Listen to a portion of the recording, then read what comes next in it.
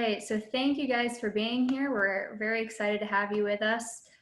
So today's session is Innovation in the Pandemic.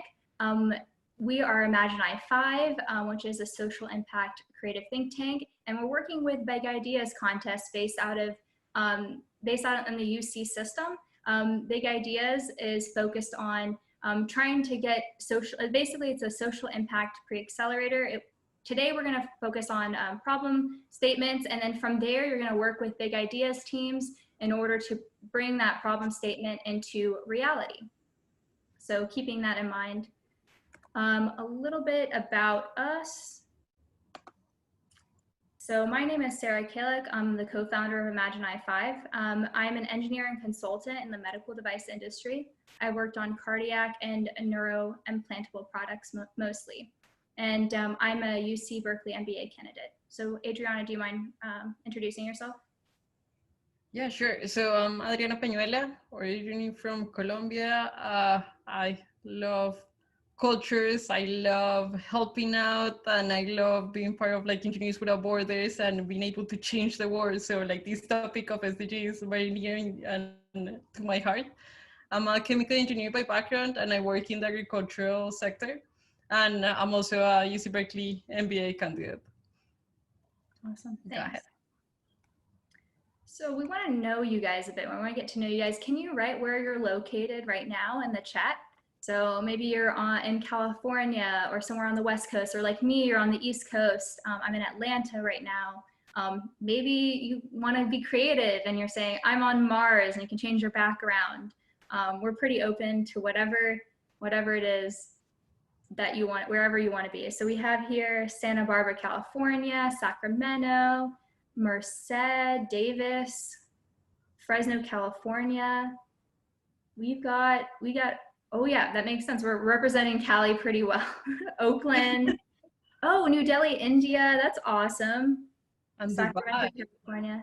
Oh, do we have a Dubai there? Yeah. Oh, that's awesome.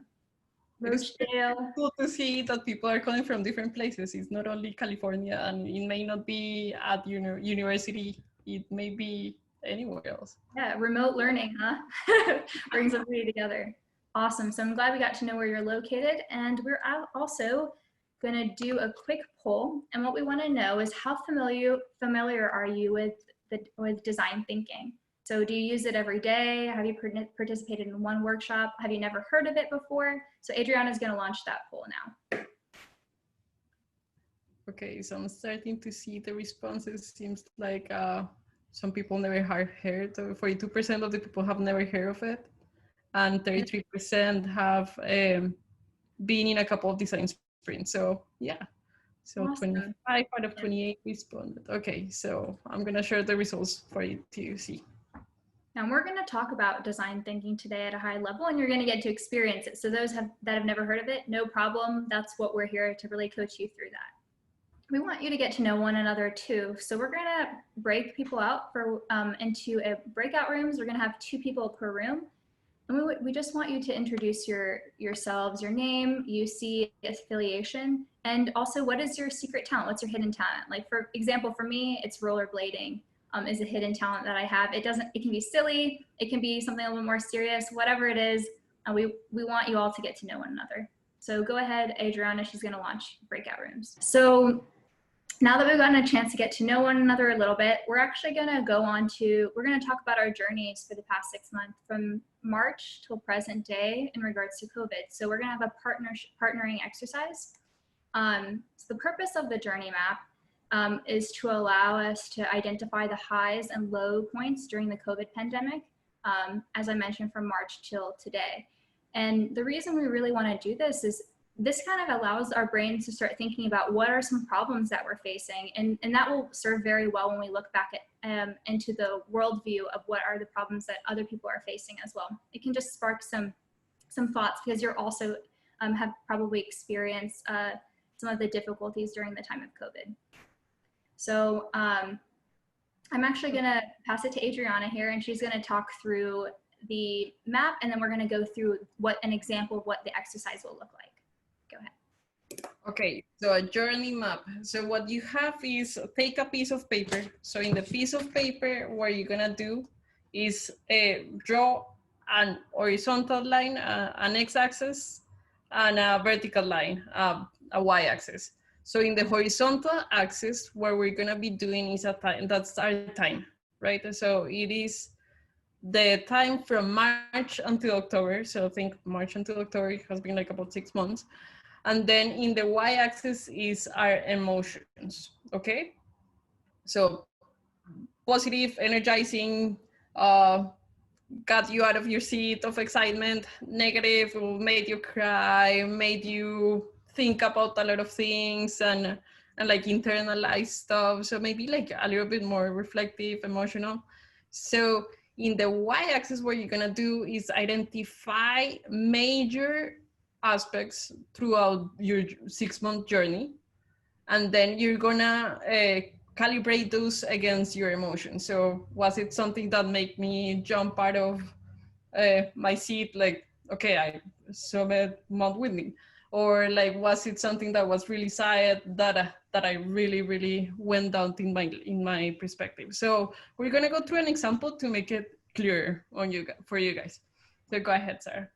Awesome. So Adriana, when you first heard about COVID, what were you feeling?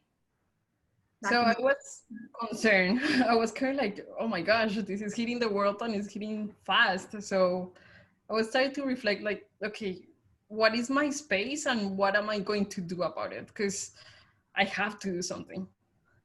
Right. So then at that point, I would draw a dashed line down, or just a line downward to indicate a emotion of kind of a more difficult emotion. And then Adriana, after you said you wanted to help, can you tell me what happened next? Like after you asked yourself this question. So something fine, like a couple people started talking about like wanting to help, and one of these people was Sarah, actually, and they like and a couple of friends. So we put together like a first ideation session. What can we do in order to like help others at least like reflect on what's going on and see how we can actually help? So I got very curious about like what people were feeling and thinking, and I got into hours and hours of discussions that got me really energized. Awesome. So at that point, I would draw a line upward, indicating a positive emotion. She was able to take her questions of how can I help, and then transformed it. And then Adriana, can you tell me a little bit about one of the kind of lower points of this time during the 6 months of COVID? So a major hard time for me was that I was very concerned about my parents. They're in their 60s and they have some health issues, and my dad had to continue going to work. He was one of those essential people to work. And what we thought was gonna happen happened. So he got sick. He was asymptomatic, and then my mom got sick. She was actually reflected the symptoms and got hospitalized. We were on the edge of our seats. I was from the distance. I was very sad and trying to figure out how can I support them both? How can I be there for them? And how can I avoid losing my parents? It was a very critical and hard moment, and well, the good part is that they got better and everything's okay, but it was a very difficult moment. And then at that point, so as you see, we would draw a dashed line down to one of the lowest points, which is her parents getting sick. So we want you all to do that for one another. So we're gonna break you out, and you're gonna have 8 minutes. This is kind of just a little bit of information. We're gonna break you out, we're gonna have 8 minutes per person to go through the journey map. You wanna focus on a 6-month journey, so from March till today. You can use the whiteboard in Zoom. I'm not sure if you've used it before. If you look up, there's an annotate on the Zoom kind of bar. You can use that, so it's on your screen. Yeah, perfect, somebody's already using it. Or you can grab a piece of paper and just kind of draw along and show. Remember your major axis. So your one of your axes is going to be the timeline, and then the y-axis is going to be emotions, plus and minus. Any questions before we take you into the breakout room? I feel like Josh's experience was pretty similar to mine, Mm-hmm. which I think is expected. Like, Yeah, we both had like a period of like we weren't sure how to feel anymore. Like it was around summertime. Like Oh, it was yeah. both positive and negative, so it just like kept going up and down. What did you have to make like any decisions like, oh, move back or, get another apartment or something like that? yeah, I had to, well, I moved out pretty much immediately when it all started happening. And then I moved back home with my parents. But I also just got a new apartment for this school year. So Nice. it's working out kind of all right. Yeah. Yeah, I totally get that. Me too. I was just like, I don't want, like, my roommate left and I was like, I don't want to be alone. So I just came home. Mm-hmm. What about you, Joshua? What were you up to like during that summertime? How did you deal with the like uncertainty? I think for me it was like just adapting to like changing times. So like for example, one of my internships got canceled, so like I kind of had to like find something else to do over the summer. Yeah. I also had to like decide like if I wanted to move back to campus or not for fall. And I just went with the decision. I just want to move back just because like for my mental health for the most part, just because it's harder at home. Yeah, totally. Do you feel happy being back on campus? Yeah, I do. I managed to also get a job on campus just so like I have a way to pay off my apartment. So that's a nice plus for me. And also like I have friends and I feel like I study better here because like back at home I have like a little brother and sister running around a bunch and like they're kind of distracting. Totally get you. And welcome back, everybody. And we were just hearing about some of the different journey maps from others that got back a little earlier. So what I want to ask you all is like take a little moment to reflect on our journey maps. What impacted you during COVID? What was a major point, major low or high point for you? Or what is something that you wish you had done differently during this time frame? So if you don't mind, I'm just going to ask a few people if they're willing to speak up. Anybody interested? Hi. Okay, this is Jessica Romero's journey map. And she, like, one of her most challenging times was in May because she was studying during the summer quarter. And yeah, she was super stressed. And then she got a little bit better by August. However, in October, she's stressed again because she didn't have a much break in between summer and fall. So yeah, her journey map started in March, like high, normal, then went down in May, and then recovered in August and went down, but not as down as May, but October. Now she's a little bit stressed. Thanks for sharing that. Yeah, I think we can all definitely understand that with like school and then COVID and then online education. There's just so much happening. And and actually you said Jessica, do you mind sharing LD's journey map? Yeah, so she said that she started off normal, and then I think her lowest point, she mentioned it was in June, and she started kind of getting a little bit better, and now she's kind of at like a flat 1 on the positive scale, but she's at UC Davis, and yeah, she's figuring out her next move now, which is probably why I think, but if she would like to speak more on it, she definitely can. Can you share with us the drawing? Oh yeah, this is what it looks like. I have the pink is her and I'm the black line. Okay, nice. Yeah, Oh, thanks awesome. for sharing. All right, thank you guys so much. I appreciate you guys being willing to speak up. So I'm gonna keep pushing forward here, and I'm gonna turn it over to Adriana to talk about the world and the UN SDGs. Awesome. So now that we have reflected about the self, let's start reflecting about outside, what is happening around the world and what is happening around our communities that are surrounding us. Like, let's talk about the UN Sustainable Development Goals as well. So go ahead and go to the next slide. Okay, so in this portion of it, what we're gonna do is think about the impact of the pandemic in the UN SDGs. So the goal is to start identifying problems in the global community that we can work on during the Big Ideas contest. So that's the whole purpose of using UN SDGs plus the problem that we're experiencing around the world. Go ahead to the next one. So what are the Sustainable Development Goals? Do you all know? So the Sustainable Development Goals are a framework that was developed by the United Nations it was from 2013 to 2015 that they developed those. And it is kind of like a compromise that each nation is saying, yes, I want to do something different for the world in these 17 specific uh, spaces. So it was signed during 2015, and the goal is for them to be accomplished by 2030. Okay, so it is 2020 already, and we have gone through a pandemic. It has been already 5 years, and there is a lot of stuff, a lot of work that we can do in this space. There is 10 more years to a lot of work.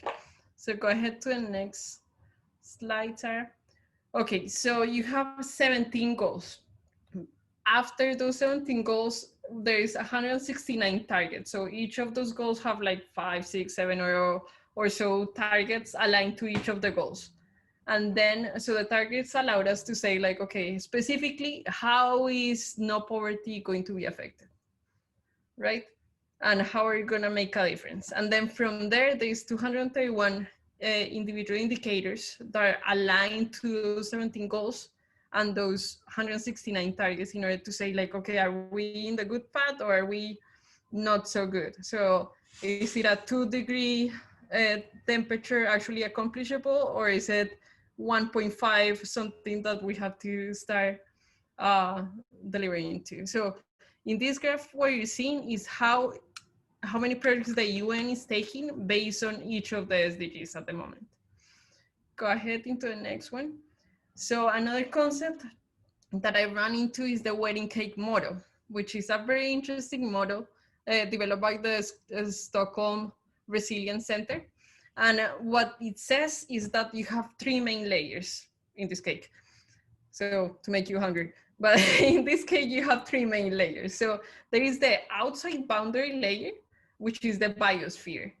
And the SDGs that align to those are climate action, potable water, life in land, and life underwater. And we're saying it is the limiting factor because without an air to live in, you don't have a place to create societies or economies. That's our limiting factor. So protecting our resources. Then from there, the second layer is society. So in this second layer of the cake, what is it? Is a velvet cake? I don't know, whatever you want. So in this second layer that is limited by the biosphere, you have factors that are critical for us to survive as a society. So example, well, the ones that are aligned there are no poverty. We need food, we need health, we need education, we need gender equity, we need clean energy, we need sustainable cities, and peace and justice. Okay, so those are kind of like the layer that creates our society based on the max out of the biosphere. Then the top layer, the top of the cake, is our economy. So now that we have a society, we can grow it and make sure that we have the technological aspects of it in order to expand our economy. So under those, we have economic growth. Then we have industry, infrastructure, and innovation. Then we have reduce inequalities, and then being responsible producers and consumers. All of those are tied together by the partnership of the goals, because all of them interrelate with each other. Okay, let's go to the next one. So then you're asking yourself maybe like, okay, so how has this COVID, which is a major pandemic around the world, affected our SDGs? So in this infographic that we have here, we see several of the SDGs being affected. So if we go through, we see how each of those really has an impact. So for example, no poverty, what would it be? So we have a lot of people that have lost their income. That creates a lot of, well, with no income, you cannot move in the economic scale. So it leads for them to be vulnerable and in segments of society and families to fall below the poverty line. So for number two, like zero hunger. So food protection and distribution could be disrupted if there is not that many drivers. Who is gonna take the crops around the world? For educate, good health, so devastating effects on healthcare and outcomes. Yeah, so number four, quality education. How are you gonna do remote learning? Number five, women economic gains and risk. So like sometimes people, like women are in their house and they're being abused. Like if they cannot go anywhere, what's gonna happen? Number six, people cannot wash their hands. Number seven, like your clean energy. So supply and personnel shortages are leading to disrupted access to electricity. So weakening the healthcare system. So all of these are interrelated with each other. So it is really interesting to see like the impact and the amount of anything that we do is related to the SDGs in some way or another. Like I work as an agricultural engineer, so like the food that ends up being out of the table like can be affected as well. So okay, so for the sake of time, let's continue, and then yeah, you can explore individually your SDG in your breakout rooms. Awesome. Thanks, Adriana. So how are we going to come up with a problem statement that ties back to the United Nations SDGs and also to our own personal journey map as a kind of resources and inspiration, and also back to how COVID has impacted the world? So we're going to do this through design thinking using Miro as a design tool, and we'll talk about Miro later on. Right now, I'm going to jump into what is design thinking. There we go.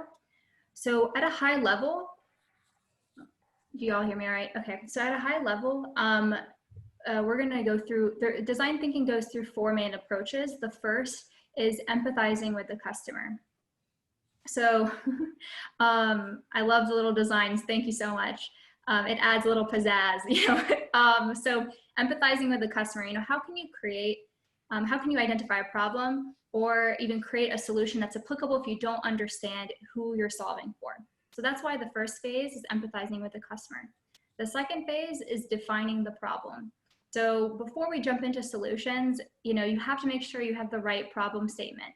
Is the problem that you're solving for, does it actually exist? Is there a need for it?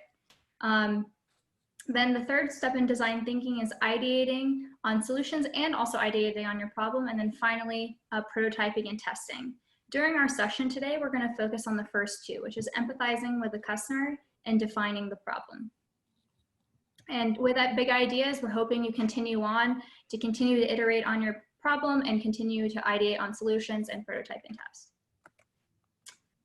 So Adriana is going to talk a little bit about the Miro board initially, and she'll pass it back on to me. Go ahead. So what you're going to see whenever you jump into Miro is that you're going to see all the different steps.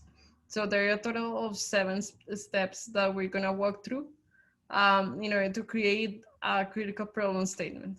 So first, we're gonna get you to introduce each other. So as we did before, like name, university, what is the SDG that you really care about because of the work that you do, the experiences that you have had, and just bring here one of the pain points and one of the high points from your journey. So maximum of 1 minute per person, just share a little bit about yourself. Go to the next one. So then for the second portion, what you're gonna do is, second step, what you're gonna do is click on the video, watch it. So each of the SDGs is gonna have a particular video that we found for you. Then there is a couple of resources. So the Why It Matters resource and an infographic that tells you a little bit more about this SDG. So the idea here is that you're gonna be listening and observing what's going on in this COVID, in the space between SDG and COVID. And you're gonna be taking notes in the notes section by clicking on each, on the poster, on the post-it note. And you're gonna start writing down like your insights, thoughts, ideas, observations from the video as it goes through. And then, yeah, start exploring the infographic in particular, something quick. It's not for us to spend all the time here. Okay, go to the next one. So step number 3. Awesome, thanks. And Adrian, if you don't mind, could you put the document link that so there, essentially, if you cannot watch the video, or you cannot download the resources and there's a problem, we have it linked onto a Google Doc. So we're gonna put that in the chat as well. All right, so step 3, this is where you're going to do some individual brainstorming. So each of the colors in this set of Post-it notes are for one individual. And you're gonna go through and create a problem statement just off of what you've already seen. The structure, an example structure is for people who blank, there must be a better way to blank in the new COVID world. So an example is, for children without internet access, there must be a better way to learn without using internet in this COVID world. So that might be an example. Remember, we're not trying to identify solutions, we're focusing only on the problem statements.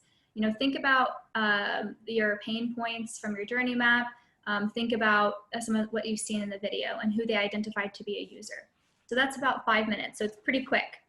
Then the step 4 is for 10 minutes, everybody's gonna have an opportunity to share what they wrote down as their problem statements. Yeah, perfect. And then step 5 is you're gonna vote on one user and one problem. And we have this separated out so you can put down what you agreed upon as your problem statement.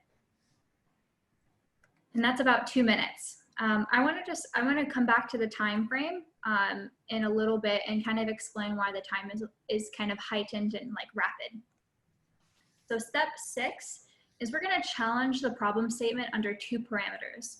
The first parameter is going to be social justice. We define social justice as equity in economic, political, and social rights and opportunities. And the second parameter we're going to test your problem statement on is physical contact, which is proximity of less than 6 feet apart with members outside of immediate household. And so that's how we're defining it here. So what that kind of comes out to with 2 parameters is 4 quadrants. You're gonna have, each quadrant is gonna be more physical contact and more social justice, less physical contact and more social justice, less social justice and less physical contact, or less social justice and more physical contact. And we're gonna take you through an example here to kind of explain this a bit more. And I wanna note that this kind of testing of parameters for solutions and problem statements came from Afrofuturist podcast, and we can post a link for that for you guys in the chat. They're pretty amazing. So an example here is, let's look back at SDG 4 for quality education. So an example for more physical contact and more social justice could be for children ages 5 to 10 that want to practice music in an orchestra, there must be a better way to interact with their fellow musicians. For the situation of more social justice and less physical contact, the example is, for children ages 5 to 10 in suburban neighborhoods with access to internet, there must be a better way to participate in remote sports activities after school. For less physical contact and less social justice, an example would be, for children ages 5 to 10 in inner city school districts, there must be a better way to cover the costs of routers to obtain quality online education. And then for more physical contact and less social justice, the example is, for children ages 5 to 10 who attend after school care, there must be a better way to aid them in their homework. So as you can see, just looking at the parameters in each quadrant, you come up with a different subset of users for ages 5 to 10. And you come up with also different problems that they're facing. We really want to challenge your problem statement to get it deeper and to look at different spaces that you might end up working in later on. And from that we also have this example on the board, so you won't be completely lost. You can kind of refer back to this. And then at that point, you're going to vote on one problem statement from one of those 4 quadrants. Any questions so far? Let's see what we got. All right. Nothing right now. Okay, sounds great. I want to talk about the time really quick. The time is short, and that's actually also a criteria of creative thinking, is that we put you in an environment in which there isn't an unlimited time, there isn't a long period of time. It's to kind of create that stress to force you in towards a creative solution and towards an output. So don't worry about the time. It's not going to be perfect. This is just your first run through it, and you're going to have later on after this session, you can have more time to iterate upon your problem statement. Just give yourself a chance. Don't be hard on yourselves. This is tough. So just want to make sure to say that. Before we jump into the breakout rooms, we actually want to bring you into the future. So we're going to have 5 minutes of the future, and this is actually a type of session developed by Institute for the Future, which they are a future thinking organization. This has been tried and tested and really brings you to the what could potentially happen. So we're going to give you a scenario. So your workplace sends you a pair of smart shoes that it would like you to wear as a condition of your employment. Each shoe has sensors in it that track your location, activity, weight, and social proximity. So who you're standing near or walking by. It also detects air quality and viruses like COVID-19. And if it's more relevant to you, imagine that your kid is given and asked to wear a similar smart shoe as a condition of attending their school, or that your local government is giving away the shoes for free as a part of a public health strategy. All right. So now we're bringing ourselves into the future. This is a smart shoe. It tracks you.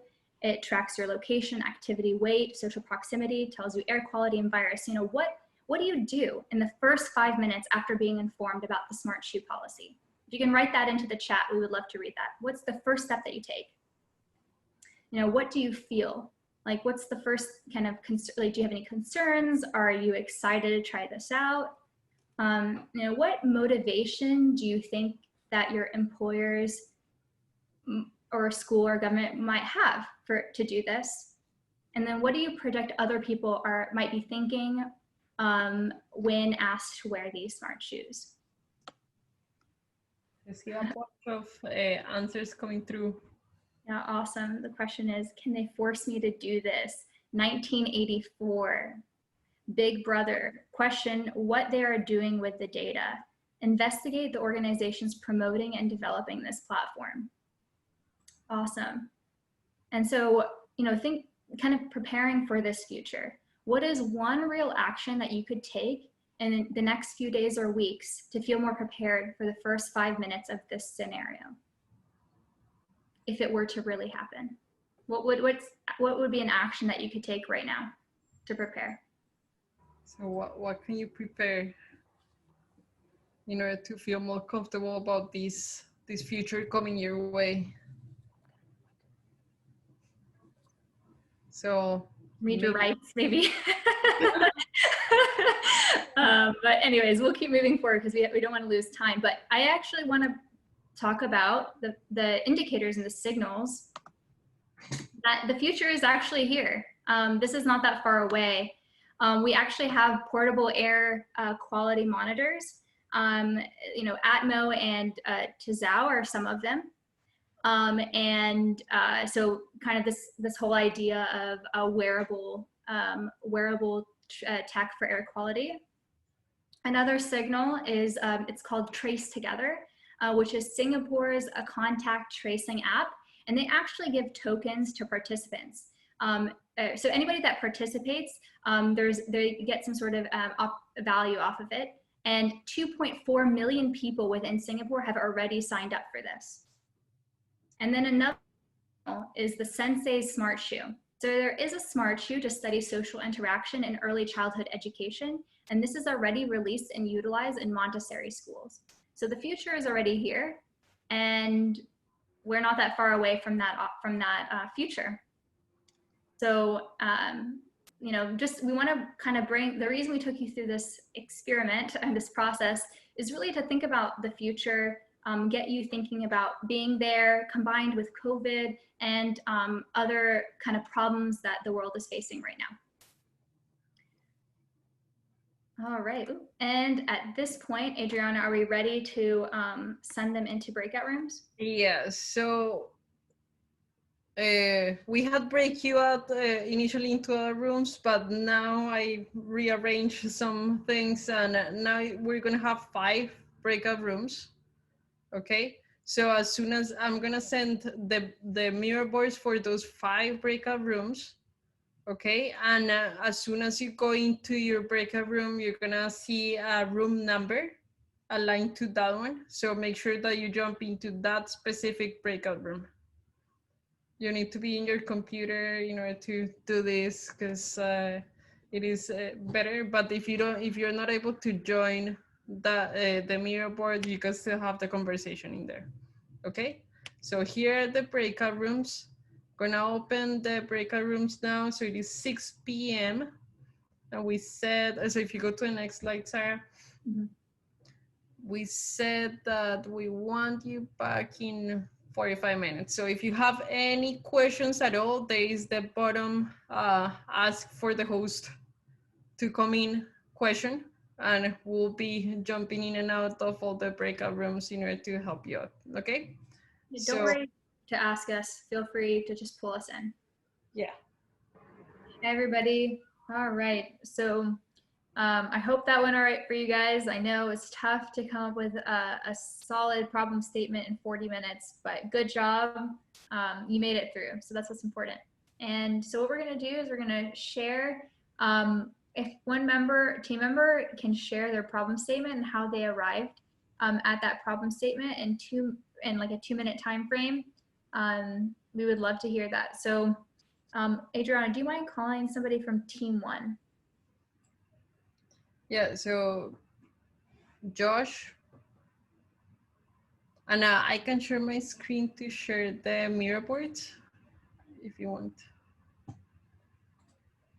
Sure, I can read ours out. And sorry, my little one just woke up, so if you hear some crying in the background, I apologize. Well, this is credit to Victor, but since you called on me, I'm happy to read out. But thanks to Victor for this idea for our team. Our problem statement was, for people who are being jailed and deported, there must be a better way to help them fight their immigration cases in the new COVID-19 world. And this was related to SDG 16. We thought of institutions. And a number of things we thought about: access to individuals to help them, the system itself being overwhelmed, right? So even if you had unlimited lawyers, are courts even able to hear these cases? The challenge of and the urgency around people in these institutions being more exposed to COVID and not being able to escape those circumstances, especially given the conditions.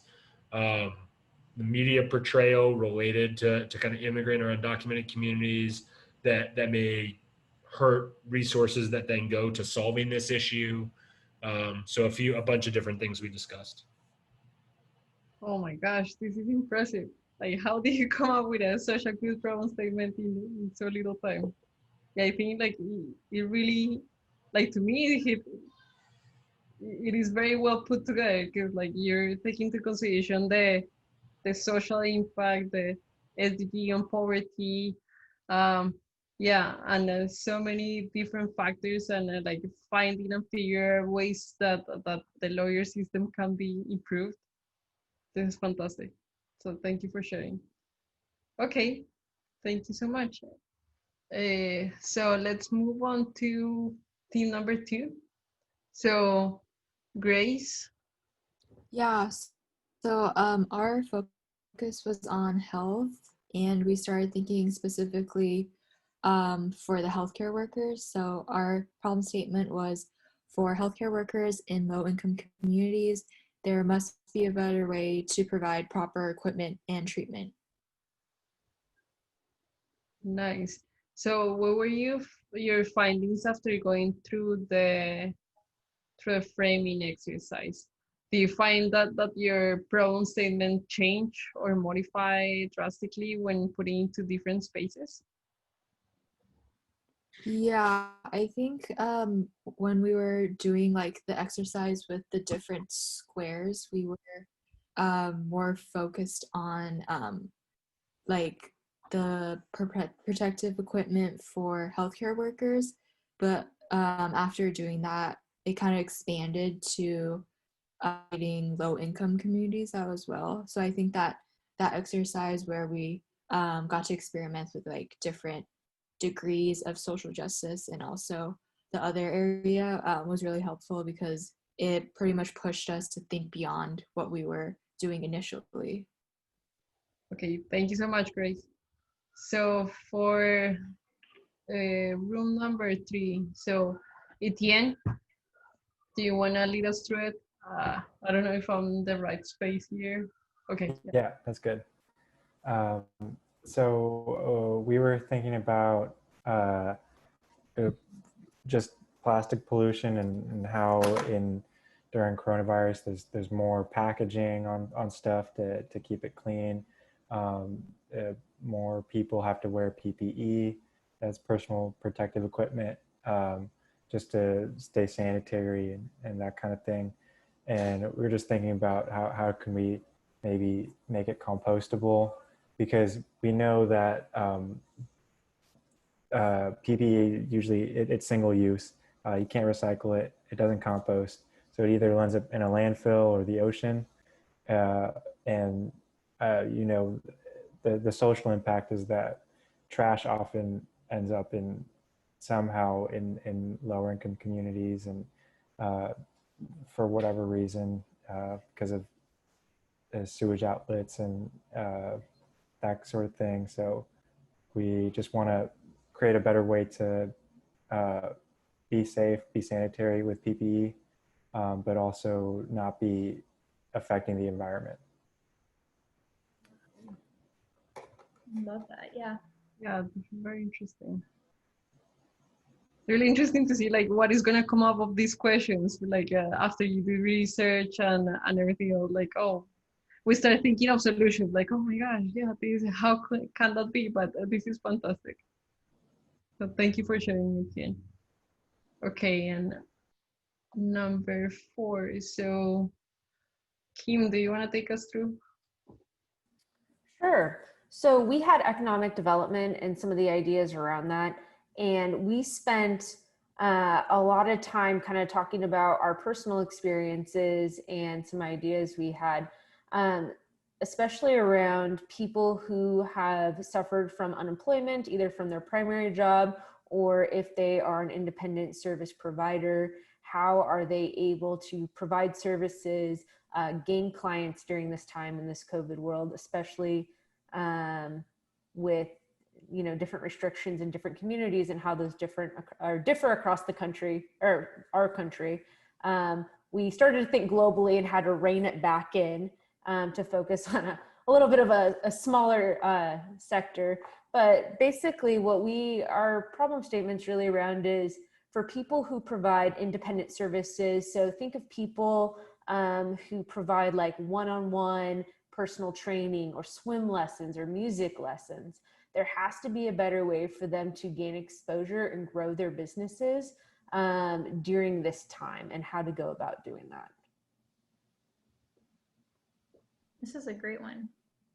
Yeah, definitely. I think, I mean, even for us, I'm already seeing like the value of this. Like for Imaginei5, we're also trying to gain, clients and get to know people. And I really see this as a very valuable service. So great, or potential service. So this is a great problem statement.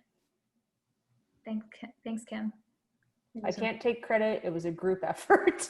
Yes, go team. Yeah. Okay, so let's go. Last but not least, let's go to team 5. So, Yuan, do you want to take us through it? Hi everyone. So we've been talking more about the justice and poverty issues. So we thought about the U.S.-American border has been a big problem during the COVID time. So for us, the problem we want to solve is for the immigrant who wants to cross the border to the U.S. There must be a better way to cross the border without being exposed to the risks of the virus. Yeah, so that's so thank you so much for our mentors also helping us to choose a problem. Awesome. Yeah, this is great because there's a lot of like migration and immigration that's happening, and that doesn't stop. Some of the borders are starting to reopen too, and like, so that's awesome. Thank you. All right. Well, thank you so much for all of you for sharing the work that you have done. It has been a very interesting method of plugging into different spaces the problem and seeing how it will change and vary like depending on the space that you plug it in. So thank you so much for playing with us and sharing that. So let's go to the next step. Awesome. So what's next? So how do you take your problem and then start creating? Adriana, do you want to take us through this? Sure. So some tools that you can use to further your question. So now you have a problem. So now like maybe you need to dig a little bit deeper in order to understand it better and do more of the test research. So we put together in the bottom of the Miro board, you have the next session that you could take this problem into. So in that, you're gonna find a bunch of sticky notes that show you like what to do with it. So you have the test research as the first point to understand the problem better with the document that we put together for you.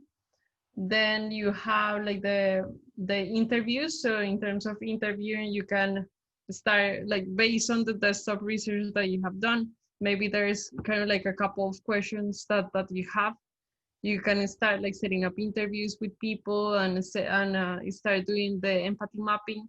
So you want to take 30 minutes of an interview with people, ask them questions on how are they feeling and thinking and what are they doing, what are they saying that they're doing, so that you get to know them a little bit better and observe them. Sometimes it is hard to do that through Zoom, but it is a tool. Then from there you go into like the persona and journey mapping. So we experience the journey mapping. So yeah, it's another way to develop and focus more. Like, okay, in general, you did 1,000 interviews or 100 or 10, and all of that put into a general grouping of a person, and then take that into their journey through the day. Like, what is the experience through the day? And then you want to start looking into signals on trends and drivers of change. So what is in the news? Where, like, what are things that are taking you to like different spaces? What is happening already in the world? So like you can even think about like the 5 minutes that the exercise that we did.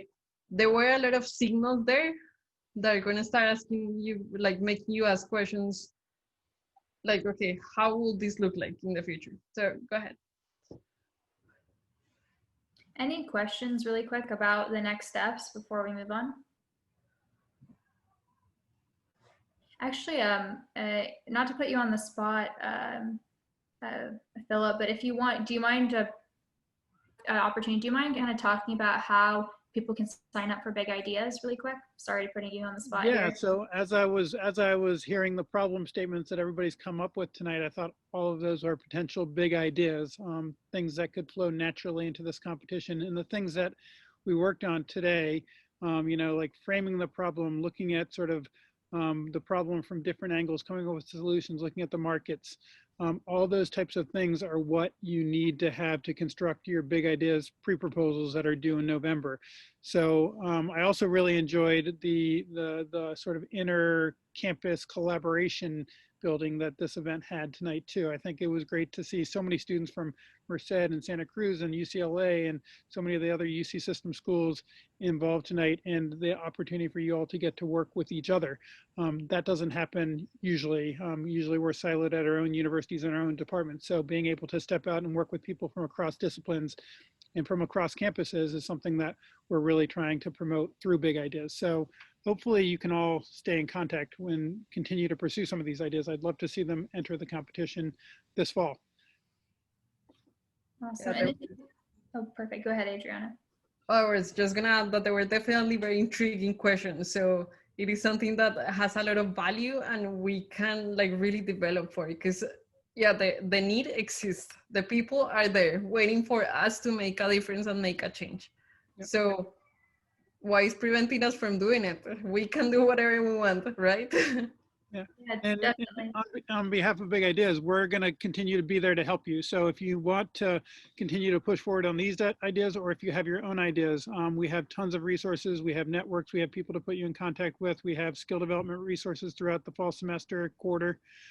So reach out to us if we can help you as you pursue these or other ideas.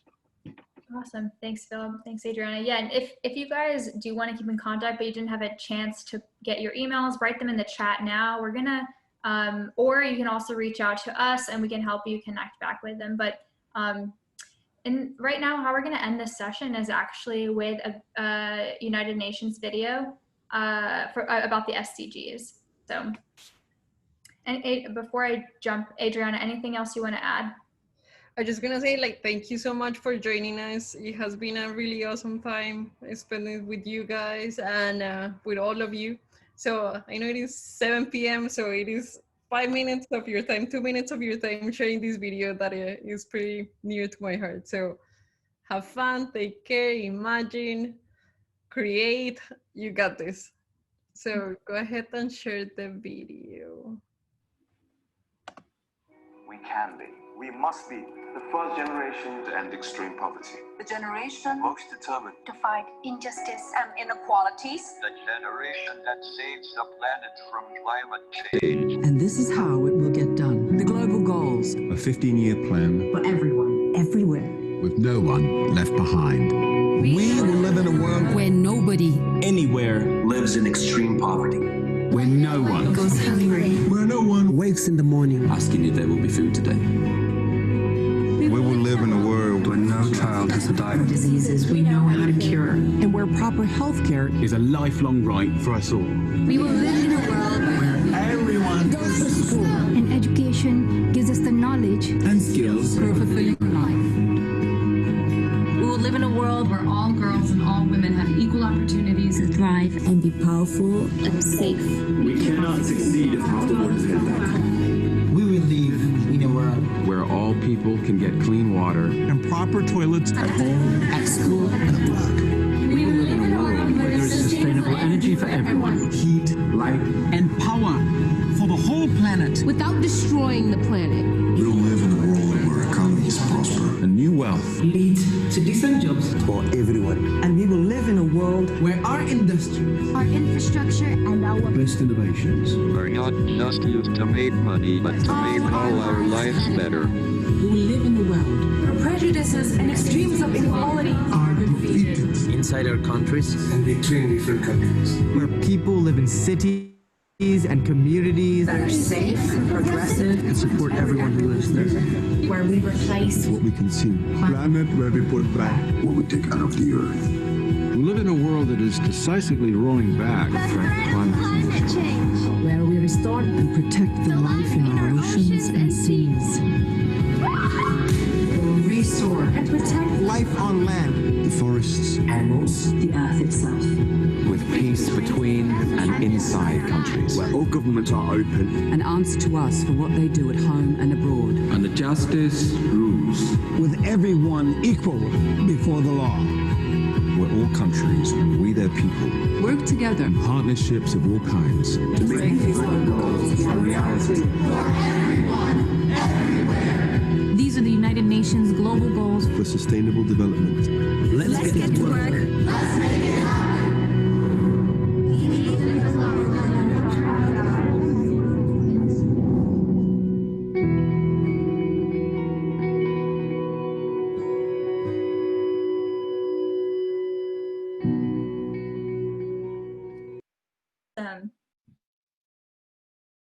So awesome, guys. So let's get to work and let's make it happen.